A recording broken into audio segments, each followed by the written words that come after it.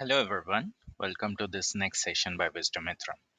In this session, I would be talking about previous year questions from Prelims 2024. In this session, the questions that have been focused are from polity, that is, politics, Constitution of India, working of Parliament, etc., etc. And here, the point is that these questions kind of give you a feel of the kind of questions that would be asked in the future exams, right? So, without any delay, let me go into the questions. Let us together solve them and try and understand some other pointers related to those questions. The first question that I have picked up is, who was the provisional president of Constituent Assembly before Dr. Rajendra Prasad? So effectively, Dr. Rajendra Prasad was the president of Constituent Assembly, the body that have created the constitution. It was the constitution making body, right? And its president was Rajendra Prasad. But that was after an election that happened in there. Before even the election happening, the senior most member was selected as president to begin with in the very first meeting. He was like interim president, provisional president.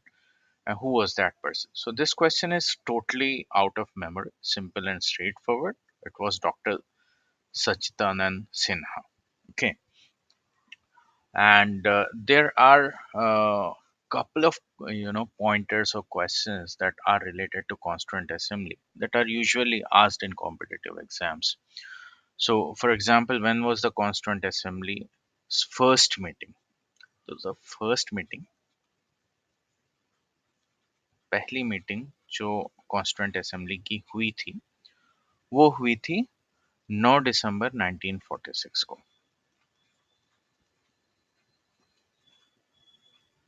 ठीक है, आज़ादी से भी कुछ महीना पहले ये तय हो गया था कि कॉन्स्टिट्यूशन बनेगा और उसका काम शुरू हो गया था. ठीक है, और इसकी आखिरी meeting, the last meeting for this particular constituent assembly हुई थी 24 जनवरी 1950 को, यानी रिपब्लिक डे, यानी उस दिन जिस दिन constitution came into force. Just 2 days before that the last meeting happened. ठीक है, और कुछ और डेट्स होती हैं जो इम्पोर्टेंट कंसिडर की जाती हैं. फॉर एग्जांपल, कॉन्स्टिट्यूशन अडॉप्ट कब किया गया था? कॉन्स्टिट्यूशन अडॉप्ट हुआ था 26 नवंबर 1949 को.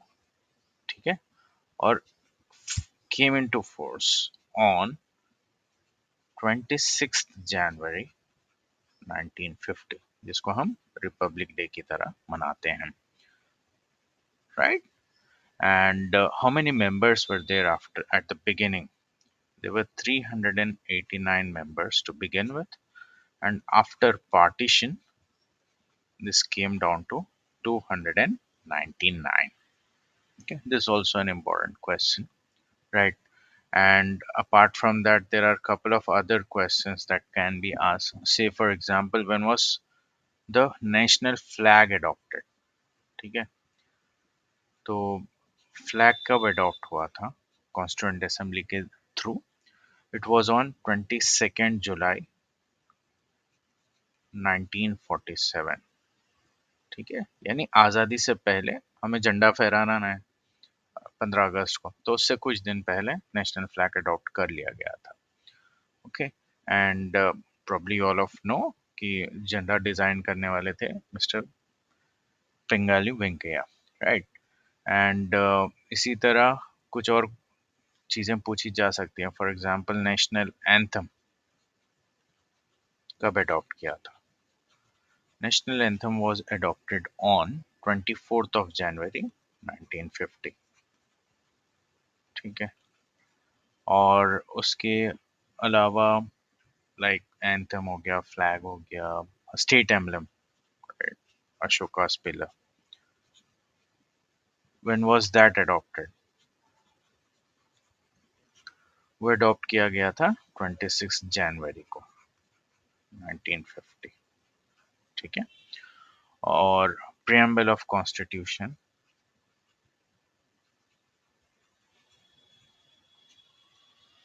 26 नवंबर 1949 को, ठीक है, जब कॉन्स्टिट्यूशन अडॉप्ट किया गया था उसी समय प्रियम्बल भी अडॉप्ट कर लिया गया था।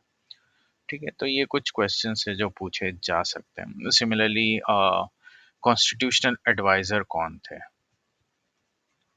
ये एक सवाल पूछा जा सकता है। Constitutional adviser was mister B.N. Rao, ठीक है। So these are the kind of questions that are similar to the one that has been asked here in 2024 GS1 paper, right? And you have to remember all these aspects. Let us move forward.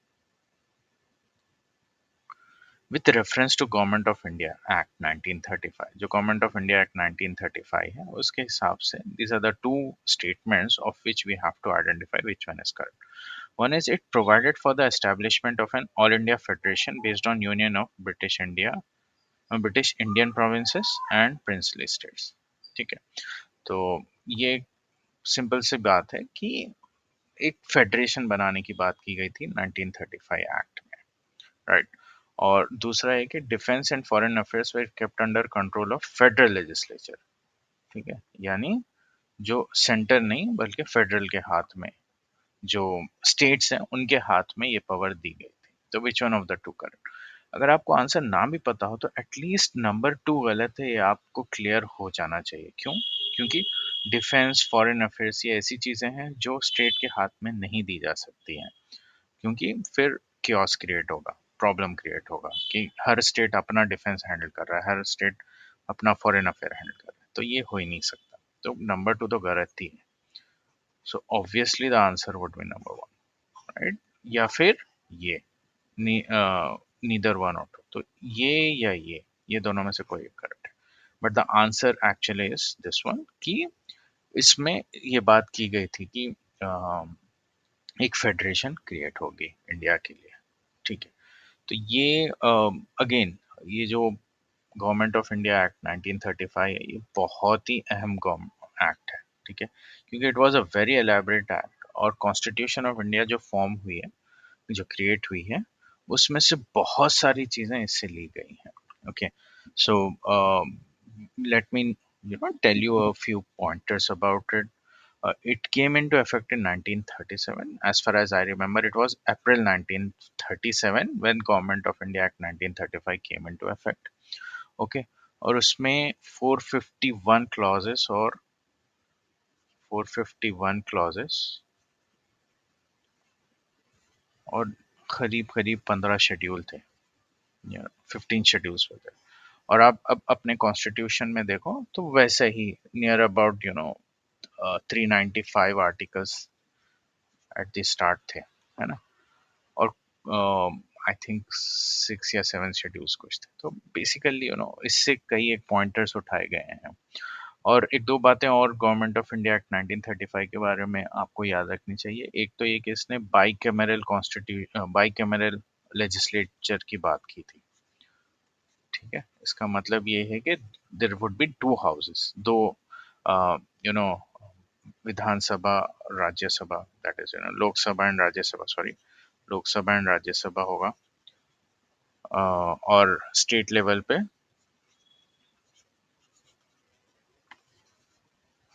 there would be assembly and council, legislative assembly and council.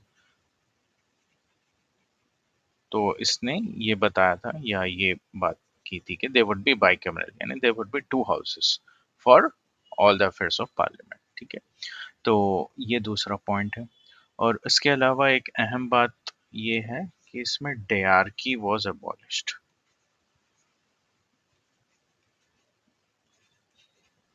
ठीक है, जो कि India में चलते थे। Dyarchy किसे कहा जाता है?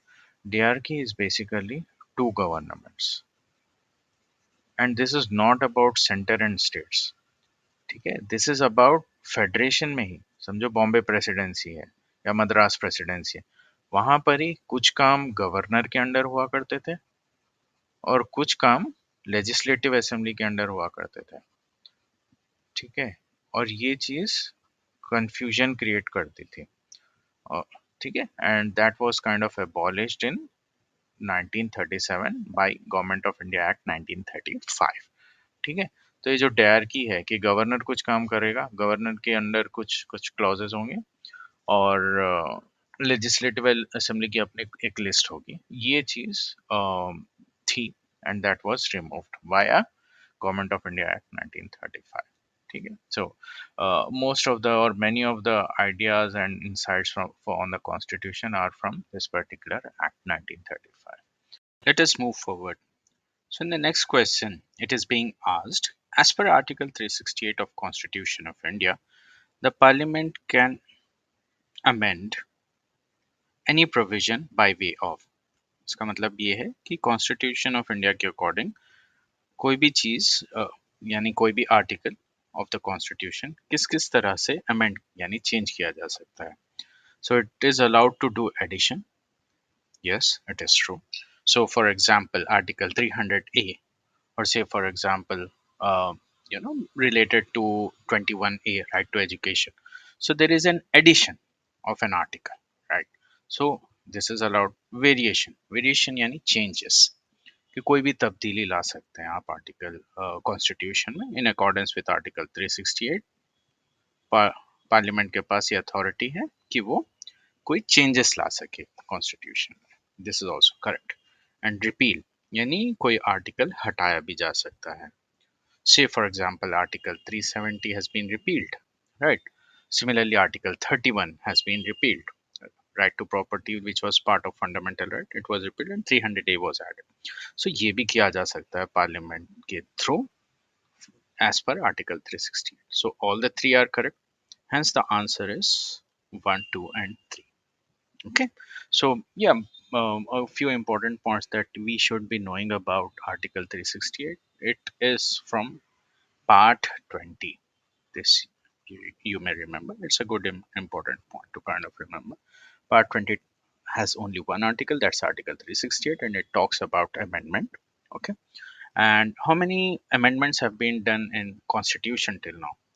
As of you know October 2025, 106 amendments have been done till date. Okay.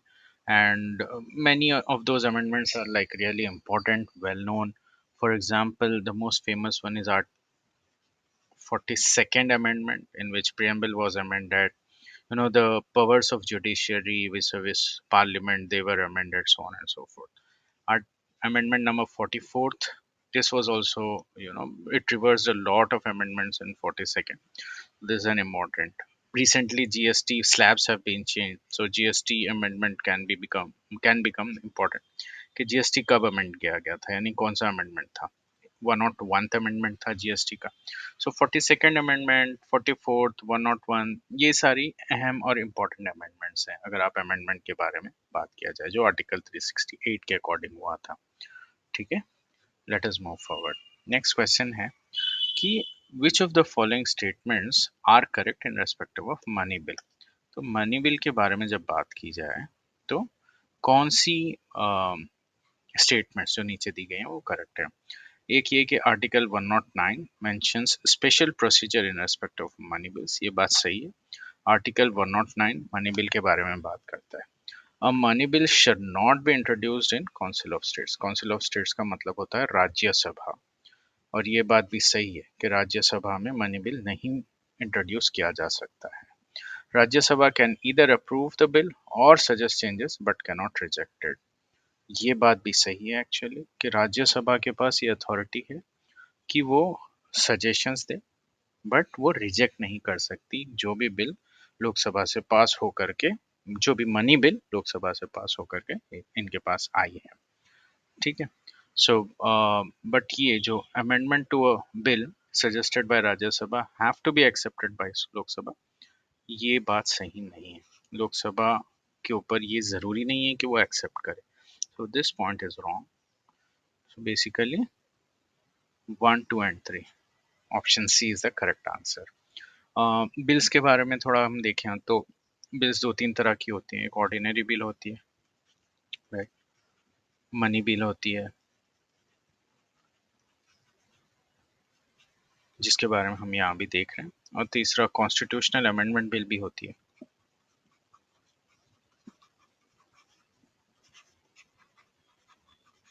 ठीक है, तो ये ऑर्डिनरी बिल में यूजुअली 50% अगर आपने मेजोरिटी हासिल कर ली तो ये पास हो जाती है। कॉन्स्टिट्यूशनल अमेंडमेंट बिल अगर वो 368 के अकॉर्डिंग हो, आर्टिकल 368 की, तो फिर स्पेशल मेजोरिटी चाहिए होती है, 2/3 मेजोरिटी। और अगर वो ऐसी बिल हो जो स्टेट्स को भी इम्पैक्ट कर रही हो, तो वो 2/3 मेजोरिटी प्लस स्टेट लेजिस्लेचर्स में भी कुछ स्टेट लेजिस्लेचर्स का इनको सहमति चाहिए होता है। So basically this type of amendment means a special majority plus additional factors. Here it's just a special majority of 2/3. Ordinary bill means half the majority usually.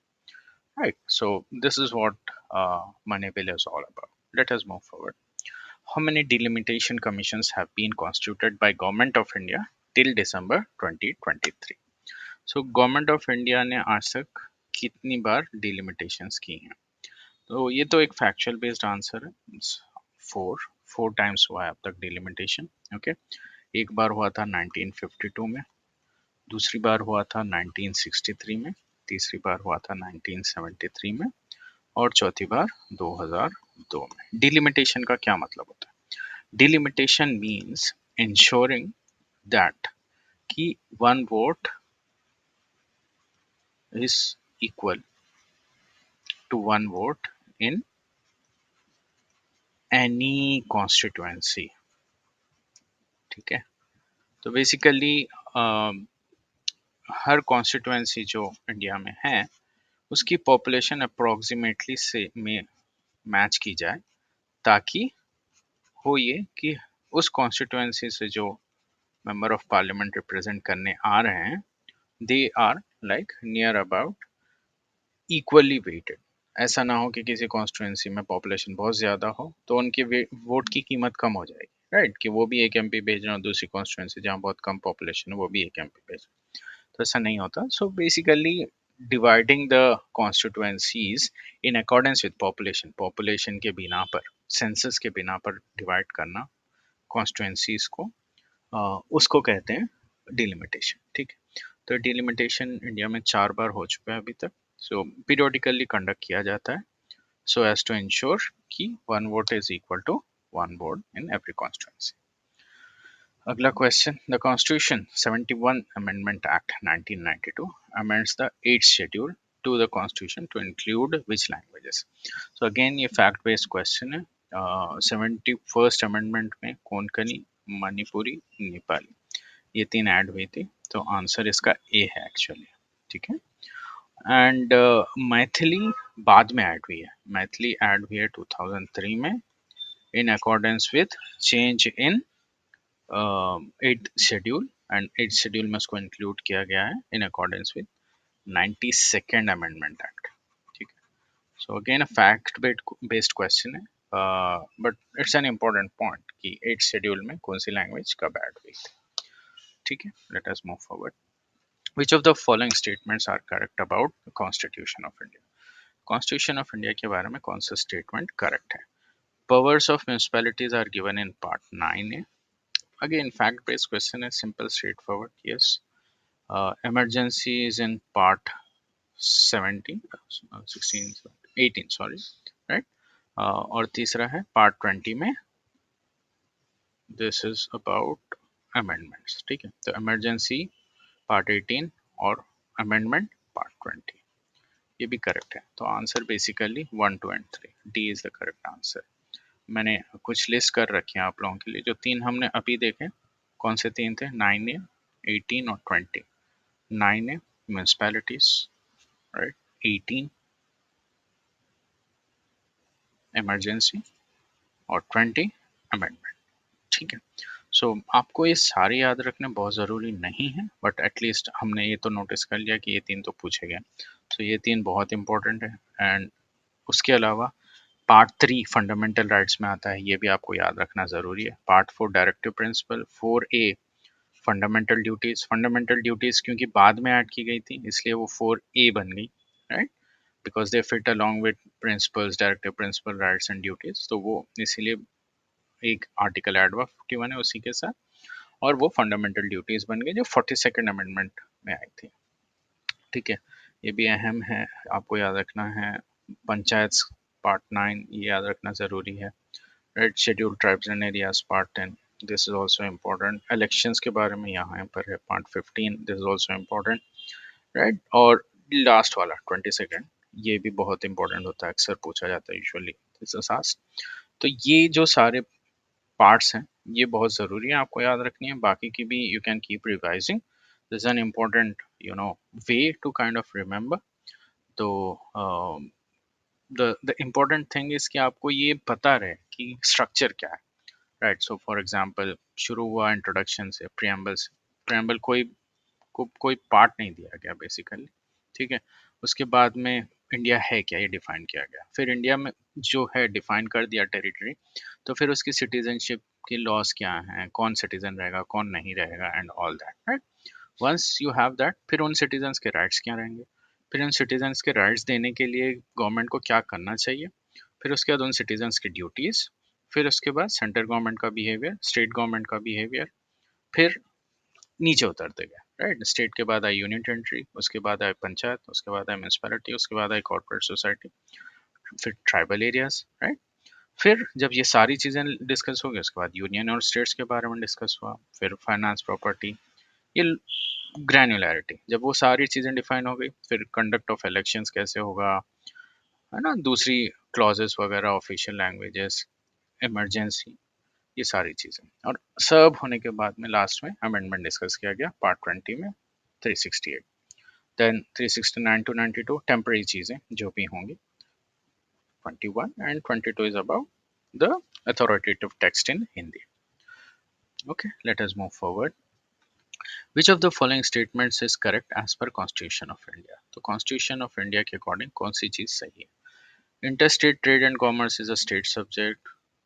Basically ये लॉजिक के through भी आप आंसर कर सकते हो। अगर interstate मामला है यानी दो स्टेट्स का मामला है, और अगर उनमें ट्रेड एंड कॉमर्स का डिस्कशन हो रहा है, तो अगर ये स्टेट लिस्ट में हो जाए तो हर स्टेट अपना अपना डिसीजन लेने लगेगा, विच विल क्रिएट कियोस। तो ये बात सही नहीं हो सकती, वो यूनियन के ही अंडर होगा। सिमिलर बात यहाँ पर भी है, interstate migration is a state subject, ये भी नहीं हो सकती, अपने अपने रूल्स लगाने लगेंगे हर स्टेट।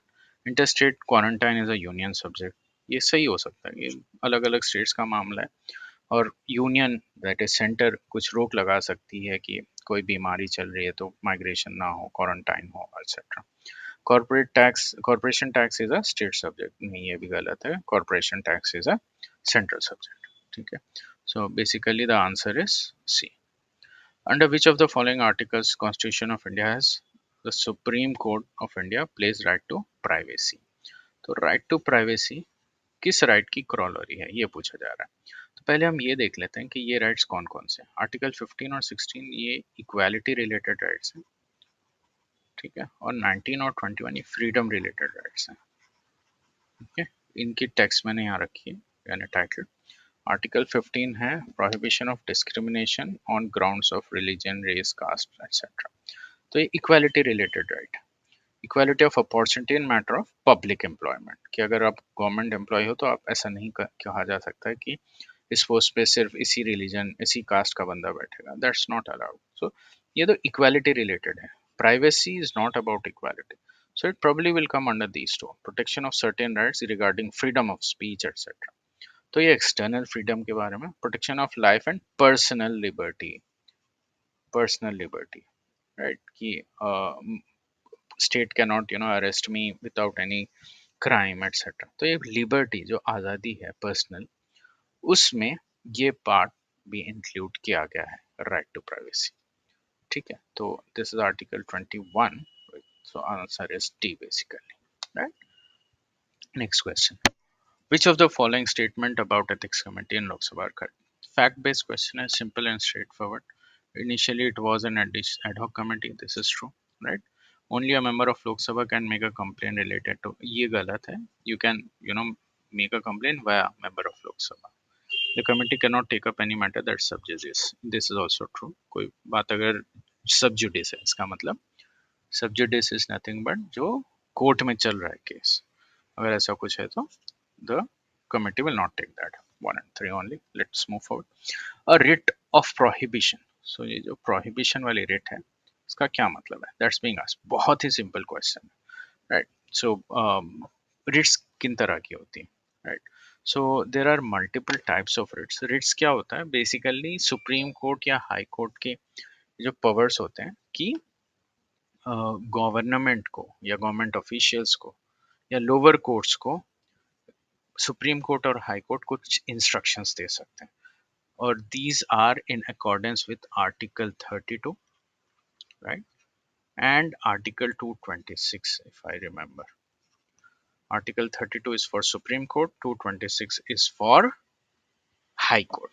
ठीक है, तो इन आर्टिकल्स के अकॉर्डिंग सुप्रीम कोर्ट या हाई कोर्ट रिट्स इशू कर सकती है. रिट्स यानी इंस्ट्रक्शन. क्या इंस्ट्रक्शंस हैं? कई एक तरह की रिट्स सुप्रीम कोर्ट और हाई कोर्ट के पास है. एक होता है हेबियस कॉर्पस, ठीक है, इसके माने हैं प्रोड्यूस द बॉडी, उस आदमी को मेरे सामने लाओ, right. This is nothing but अगर कोई अरेस्ट किया गया है या कोई डिटेंशन में है तो हाई कोर्ट या सुप्रीम कोर्ट वेरीफाई करता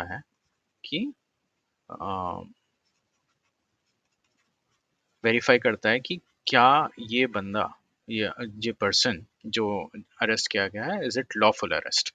ठीक है, तो इसको बोलते हैं produce the body, habeas corpus. Fine. Second is certiorari. Okay. Third is nothing but mandamus. Fourth is quo warranto. And fifth is prohibition. Okay. So certiorari means pass this to me. Basically, अगर कोई lower court में case चल रहा है and if it's being considered something that is related to fundamental rights, infringement of fundamental rights, the higher court can ask that particular junior court, lower court to pass on that case to it, transfer it to it. Okay, so transfer से related है ये, right? Mandamus is asking a government officer or official to perform a particular duty. Okay, and quo warranto is under what authority? Okay, so Supreme Court verifies under what authority a particular act is being done if it is infringing about fundamental rights. Prohibition. This is the question basically asked. Prohibition is asking a lower court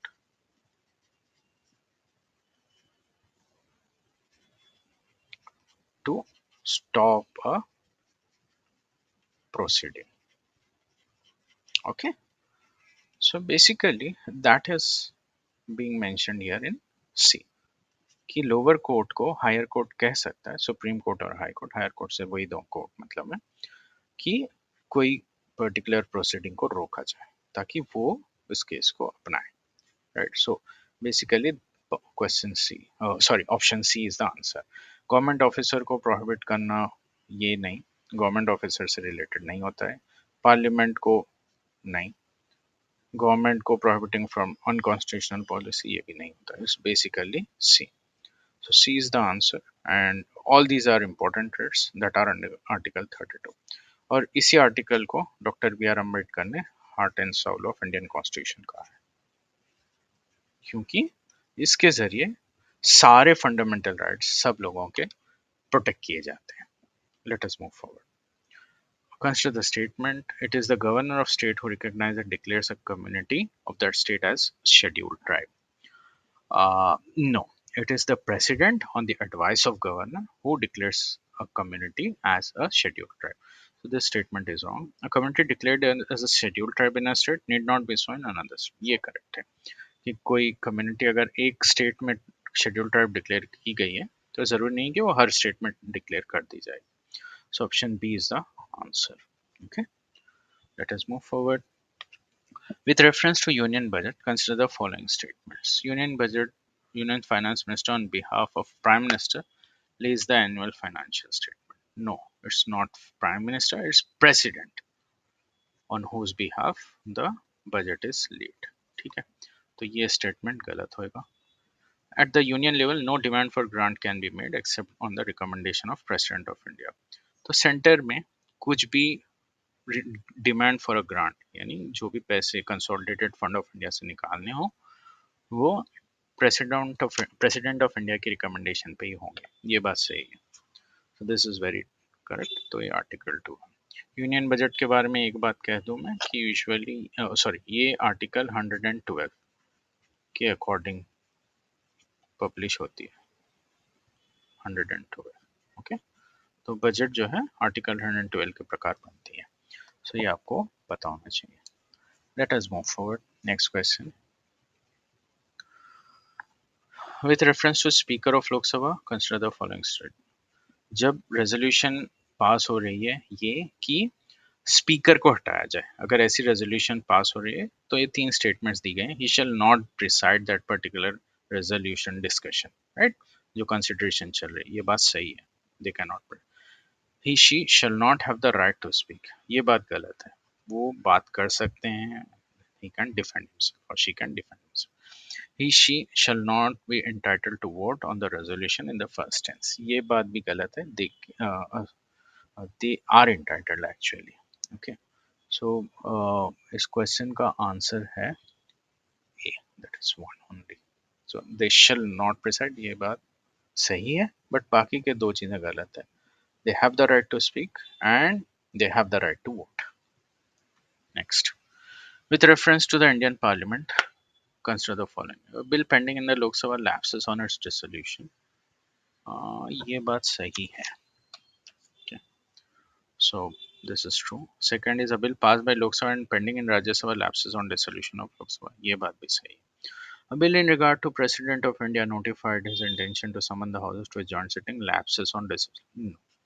तो एक बार president के पास चली गई and notified है for you know कि ये bill pass करने के लिए डिस्कशन होगी.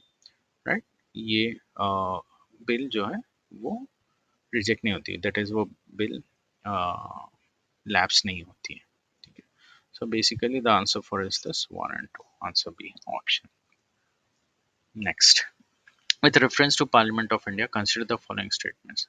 Prorogation of House by President of India does not require advice of Council of Ministers.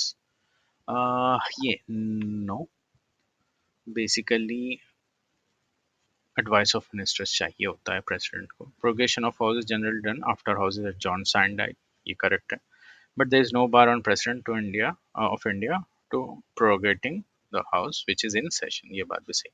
Prorogate बोलते हैं to stop the proceedings basically. तो मतलब जैसे मानसून सेशन होता है, बजट सेशन होता है, विंटर सेशन, 3 सेशन होते हैं पार्लियामेंट के, और इन 3 की प्रोसीडिंग रोकने खत्म करने के लिए प्रेसिडेंट के पास क्या हक है. That's what we are discussing. तीसरा, dissolution of Lok Sabha is done by the president of India who save in exceptional circumstances does on the advice of council of ministers. ये बात भी सही है कि जैसे टर्म की एंड हो गई, 5 साल खत्म हो गए, तो प्रेसिडेंट ऑफ इंडिया इसको डिसॉल्व करते हैं and it's done on the advice of council of ministers. Let us move forward.